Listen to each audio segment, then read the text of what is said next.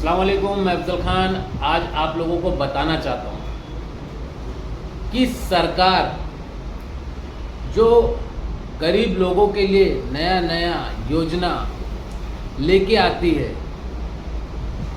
क्या वो योजना का लाभ वो गरीब उठा पाते हैं या वो भ्रष्ट अधिकारी उसका लाभ उठाते हैं। आज वीडियो एक मेरे सामने आई है जिसमें इम्तियाज़ जलील साहब ने उस मुद्दे पे आवाज़ उठाई है और पूरे प्रूफ के साथ वो वहाँ पे अधिकारी के ऑफिस पे पहुँचे।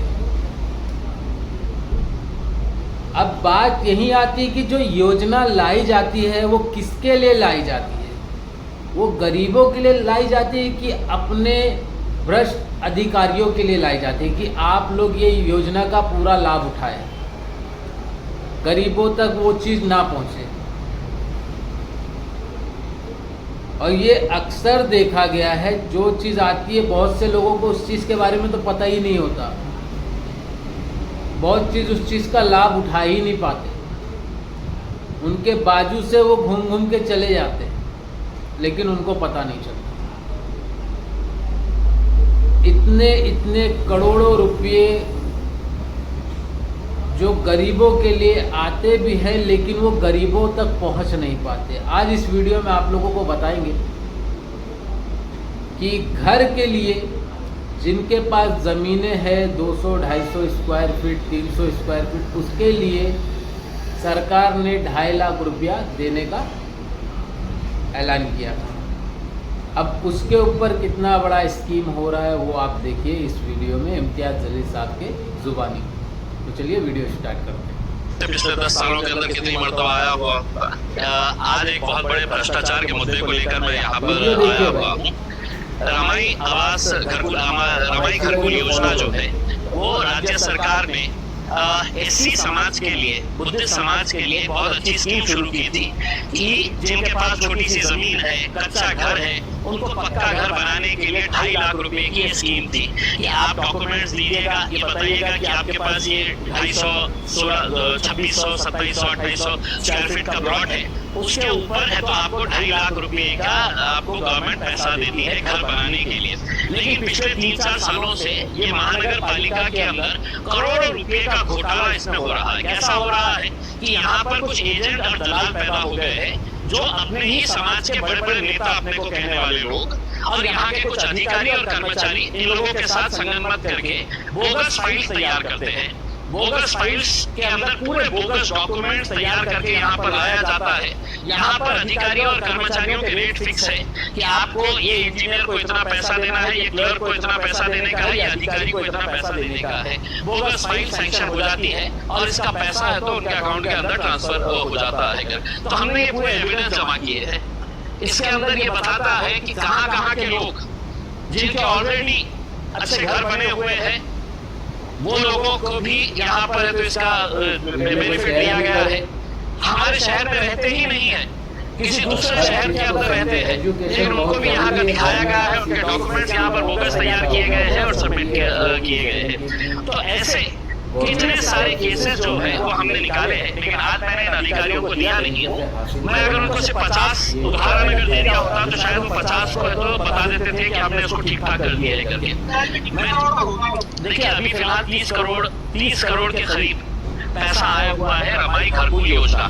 तो जितने भी ये एजेंट लोग हैं, समाज के बड़े बड़े अपने आप को बड़े पुरानी कहने वाले और अपने समाज के हित चिंतक कहने वाले, जो शोर गरीब एससी समाज, बुद्धिस्ट समाज का पैसा अपने जेब में डाल रहे हैं, वो लोग अधिकारियों के ऊपर, कर्मचारियों के ऊपर प्रेशर डाल रहे हैं कि जल्द से जल्द ये 30 करोड़ के अंदर का जो हफ्ता है वो जल्द से जल्द यहाँ से इनके पास, इनके अकाउंट के अंदर चले जाना चाहिए।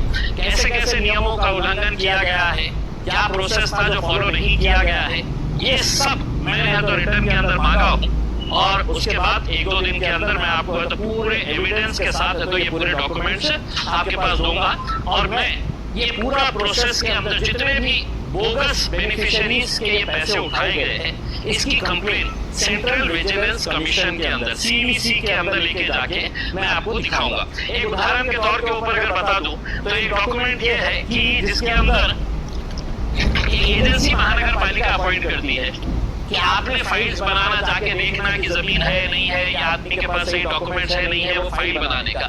तो यही एजेंटों ने ये टेंडर लिया, और दुनिया में कहीं पर भी ऐसा नहीं हुआ होगा दुनिया में कि जहां पर ये एजेंसी को टेंडर कितने में दिया गया, तो 90% बिलो, 90% बिलो के अंदर ये टेंडर है तो एक एजेंसी को दिया गया, और वो एजेंसी को कहा गया कि आप अब ये काम करिए। 90% बिलो, शायद दुनिया में कहीं पर भी कोई इस तरह का कोई टेंडर महानगर पर। तो जब मैंने अधिकारियों से पूछा, उन्होंने कहा कि नहीं, हमने उनको बुलाए, उनसे पूछे हमने कि आप ये 90% बिलो में काम कैसा करेंगे, तो उन्होंने कहा कि नहीं, हमारे समाज का काम है, अच्छा काम है, तो हमें तो 10% के अंदर कर लेंगे करके। उसमें उनको मालूम था कि ये हम 10% के, अगर महानगर पालिका बोलती कि अगर आपको फुकट में करना है तो ये फुकट में भी कर देते थे, क्योंकि उनको एक एक फाइल, बोगस फाइल के पीछे 2.5 लाख रुपए इनके जेब में जा रहे थे। तो इनको क्या फर्क पड़ता है 10% के अंदर? क्या महानगर पालिका बोली होती कि आप फुकट में करने को तैयार है, तो बोले होते हम करने को तैयार है, क्योंकि हम हजारों फाइल की बात कर रहे हैं, हजारों। एक फाइल के पीछे 2.5 लाख रुपए। अब आप हजारों फाइल के अंदर से मल्टीप्लाई कर लीजिएगा, कितने सारे कौन कौन से लीडरों ने अपने अपने इलाके के अंदर बोगस फाइल तैयार किए। किसी ने 300 किया, किसी ने 400 किया, ऐसे बोगस फाइल्स है। और फिर आप समाज के अंदर घूम रहे हैं कि हम समाज के बहुत बड़े नेता है, हम समाज के हित चिंतक है करके। मेरी यही अपेक्षा है कि ये जो गोर गरीब बुद्धिस्ट समाज है, एससी समाज है, इनको जिंदगी भर अपना हक का घर नहीं मिलेगा, क्योंकि इनका जो पैसा है, ये बीच के जो इनके एजेंट है, समाज के बड़े बड़े नेता, ठेकेदार कहने वाले, ये लोग अपने जेब में डाल रहे हैं। ये पैसा इनको मिलना, मैंने ये मांग की है कि आप पूरे डॉक्यूमेंट्स चेक करिए, पूरे डॉक्यूमेंट चेक करिए, और जो जेन्युइन है उनको देखिए। इसकी पूरी जानकारी मैं आपको दूंगा, नाम के साथ दूंगा, उसका आप चिंता मत करिएगा। उसमें अभी फिलहाल 30 करोड़ रुपए आए हुए हैं।